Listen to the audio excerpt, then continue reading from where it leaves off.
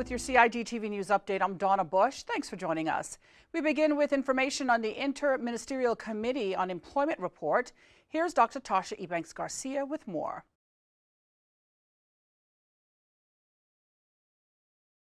There is a segment of the Caymanian population that is impacted by multiple barriers to employment.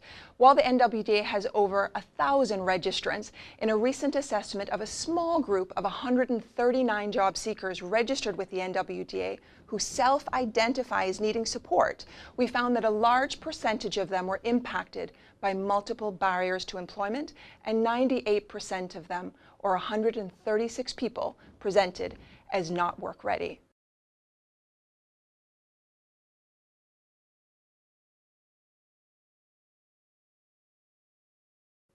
Absolutely not.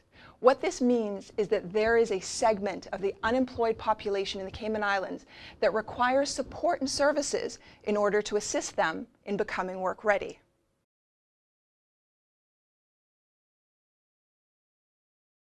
Armed with information on the context of unemployment in the Cayman Islands, the government is now able to make informed decisions on addressing unemployment and is developing and delivering policies and programs designed to address unemployment in the Cayman Islands.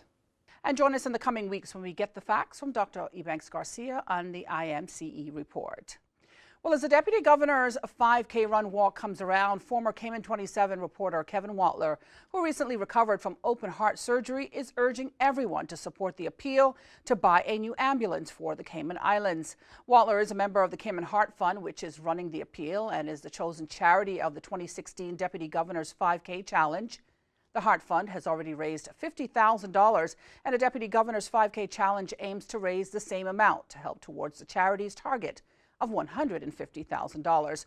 Although now based in the United States, Kevin continues to support Cayman Heart Fund, which he joined when he became unwell. He manages the charity's website, CaymanHeartFund.com, and social media sites, using his communication skills to promote the organization. The 2016 Deputy Governor's 5K Challenge takes place in Cayman Brac on Sunday, 17th of April, and here on Grand Cayman on Sunday, the 24th. Both starting at 6:30 in the morning. The walk run is suitable for all ages and fitness levels. Registration is being held on the 7th, 8th, 14th, and 15th of April in the District Administration Office, that's on Cayman Brac, and the Government Administration Building here on Grand Cayman, as well as the 21st and 22nd of April here on the bigger of the three islands. For more details, you can go online to odg.gov.ky/DG5K for the registration form, as well as further details. Well, a cabinet-appointed steering committee of public and private sector stakeholders is working closely with the Ministry of Culture regarding all matters relating to the development of the first National Cultural and Heritage Policy and Strategic Plan. Now, the policy will provide a documented framework for government to address Cayman's heritage and culture and the conservation, promotion, and education on these fields. It's expected the policy will be in place by early 2017.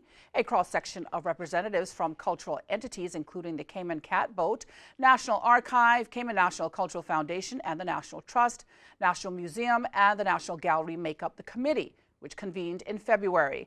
Welcoming the team to its first meeting, Premier and Minister for Culture, the Honourable Alden McLaughlin, remarked, "I am pleased with the interest and enthusiasm of this committee, and government enthusiastically awaits the results of your undertaking, which are vital to conserving our heritage and further developing our culture." Members include Chairman, the Chief Officer of the Ministry of Culture, Ms. Jennifer Ahern, as well as Deputy Chair and Deputy Chief Officer of the Ministry of Culture, Mrs. Nancy Barnard. In other news, 29 accounting and management staff from across the Ministry of Home Affairs are attending fraud prevention and detection training over the next 2 weeks. CFO for the Ministry of Home Affairs, Vinton Chinsey, made the arrangements with Florida-based company Certified Tech Trainers. As he says, "We believe it is critical to equip our staff with the latest techniques to manage fraud. While we cannot completely eliminate the risk, I anticipate this training will help to strengthen our corporate governance framework and thus mitigate the risk of organizational fraud." During the training, ministry employees responsible for managing public funds will learn to perform comprehensive fraud risk assessments and to detect a wide variety of internal fraud and corruption. This includes, but is not limited to, purchasing and acquisition fraud, payroll fraud, check fraud, reporting fraud, and abuse of company assets. CIG TV will bring you more on the training in the coming days. Well, the Cayman Islands Department of Environment and Vulcan Inc., on behalf of Paul G. Allen, the owner of the M.Y. Tatouche, have announced completion of a joint emergency restoration plan to help speed recovery of injured coral in the West Bay replenishment zone.